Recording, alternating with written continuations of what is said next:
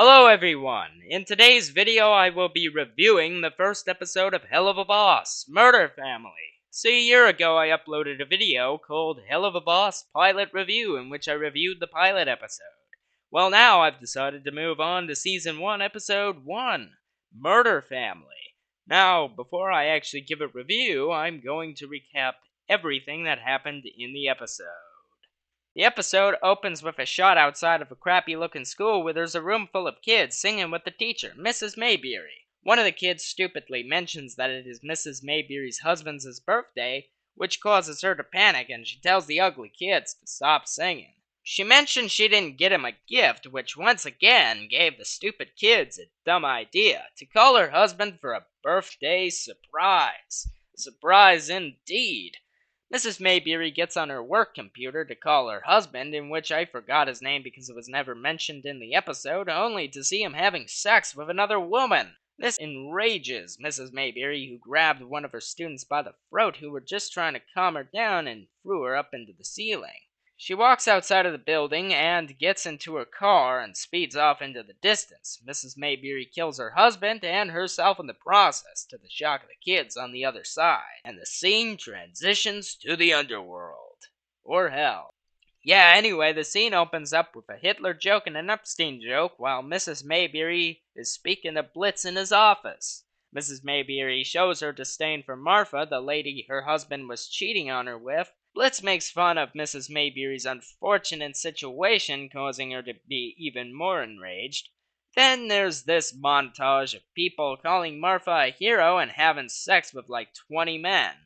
The next scene opens in the waiting room with Moxie and Millie having a little target practice with Luna holding up a picture which is his target. Which I don't know about you, but who's willing to bet that that wouldn't end too well in real life? As opposed to, a cartoon. I mean, I made an animation about this scene, where I took away all the plot armor. Guys, I want you to meet...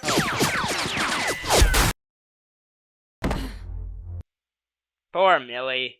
Anyway, Moxie struggles with the idea of shooting the photo because he doesn't like the idea of killing a middle-class family, which, Moxie, my guy. Not only is this your fucking job, but this is just a fucking photo. All not funny jokes aside, and getting back into my recap, Luna and Millie attempt to convince Moxie to shoot the photo, which, wow, impressive job, ladies, you failed. Blitz bursts into the waiting room to introduce Mrs. Mayberry to Moxie, Millie, and Luna, which startles Moxie and causes him to shoot the bow and arrow. The arrow bounces around the room and, in that typical cartoon manner, just narrowly misses Luna and Millie, in which Blitz catches the arrow in his hand just before it rips into Mrs. Mayberry's face. The band of kooky characters sigh with relief, and Blitz attempts to introduce Mrs. Mayberry once again, but is interrupted by his tank of electric eels falling on the floor, causing the whole office to be set on fire. The next shot, Blitz, Moxie, and Millie, as well as Luna, are seen saying goodbye to their new client. And when she leaves, Blitz tries to give her a deal. Moxie questions Blitz's decision, which causes him to lose his shit, and he grabbed Moxie by the throat to scream at him, just before throwing him back on the ground. Millie draws up a portal, and Luna uses Stolas's grimoire to open it up. Just before they walk in to kill Martha, Blitz and Millie have this exchange. Now let's go lick some ass! The expression is kick some ass, Blitz. Mine's better. Oh, fuck. Blitz, Moxie, and Millie step through the portal, and Blitz gives Moxie a chance to kill Martha. Moxie moves up to the window and freezes up when he sees that there is a family in there. And man, this family even included Grandma and Grandpa's ashes to sit at the kitchen table. That's a bit weird, but it'll all make sense shortly. Blitz pulls out his sniper rifle because he's sick and tired of Moxie's slow ass, and as he attempts to take a shot, Moxie pushes up on Blitz's sniper rifle, causing him to miss, and this alerts the family of psychopathic murderers who shoot Blitz through a wall and chase after them. Millie is chased into a pond where she inevitably gets beaten by a much larger middle-aged man with a beer bottle. And Moxie is subdued by some kids. Wow, how pathetic. Not only can Mox not do his damn job, but he was subdued by kids. Little kids, by the way. Not big ones, little ones. Blitz is chased through the woods by Marfa, who shoots at him repeatedly. As Blitz tries to hide behind a tree, he gets a call from Stollis, in which he demands passionate fornication. in exchange, Blitz can have his grimoire, in which Blitz stole from him during a night of Passionate fornication. Incredible. Blitz has no choice but to agree with these disgusting terms, and he is captured by Marfa as Stollis continues to talk about the things he will do to Blitz during a night of passionate fornication. The next scene opens up with Moxie strapped to a chair. As he wakes up, Moxie is met by the two small, creepy-looking kids who subdued him in one of the best scenes in the episode.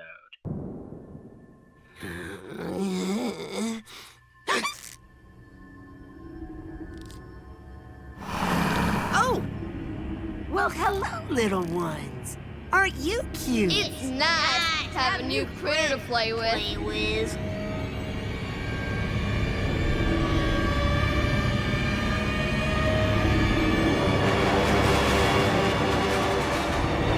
Oh, crumbs. Now, Blitz and Millie, meanwhile, are strapped to a strange demonic-looking pole thing. Some of you fucking Satanists can tell me whatever the fuck that thing is, and whatever these symbols are in the background on the trees. But anyway, Marfa and the middle-aged man who beat a woman, not cool man, by the way, attempt to sacrifice Blitz and Millie to Satan himself by burning them alive, which, to my not-so-surprising surprise, the fire didn't even hurt them a bit.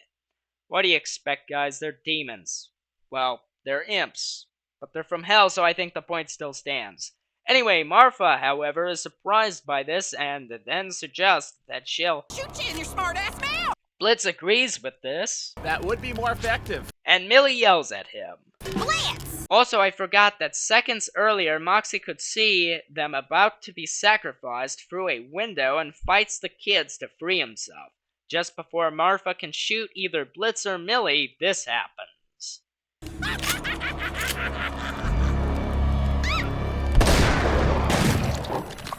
Finally! Moxie does something worthy of praise this episode. Well done, my man. You finally stepped in and did your fucking job. Congrats, Moxie. I mean it. Moxie apologizes for getting all three of them in this shittiest situation ever, and Blitz forgives him, only just before threatening to rape Moxie and Millie, of course. But if you ever pull a stunt like this again, I will fuck you and your wife. Yeah, Blitz is a pervert and possibly a sex offender. I mean, he even admits it in the Full Moon episode that just came out a couple months ago. I don't know. I'm a simple pervert imp. And simple is an understatement. I've never met a man who gets away with as much dumb shit as Blitz. It is unreal. Oh wait, that's right. We're talking about a fucking cartoon here, sorry. Anyway, Moxie goes back to the house and confronts the rest of the murder family. Moxie asks, Do you have a phone to summon 911? and the dad responds. Yeah, it's in the kitchen. Moxie ends up meeting back with Blitz and Millie, and the two of them go back through the portal, but Moxie stays behind because of his curiosity, wanting to know what would happen to the family he called 911 on. And this happens. Wow, I'm not totally sure that the cops have that sort of weaponry, but if they did, I'm all fucking for it, because, I mean, fuck it. Let law enforcement blow up evil criminals. I don't really give a shit, because criminals are scumbags who should be put to death anyway.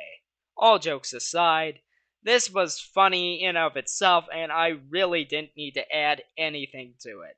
Blitz grabs Moxie by the throat and pulls him back into the office, And in the final shot, our cast of insanely idiotic characters meets back up with their client, Mrs. Mayberry, and Blitz has this to say.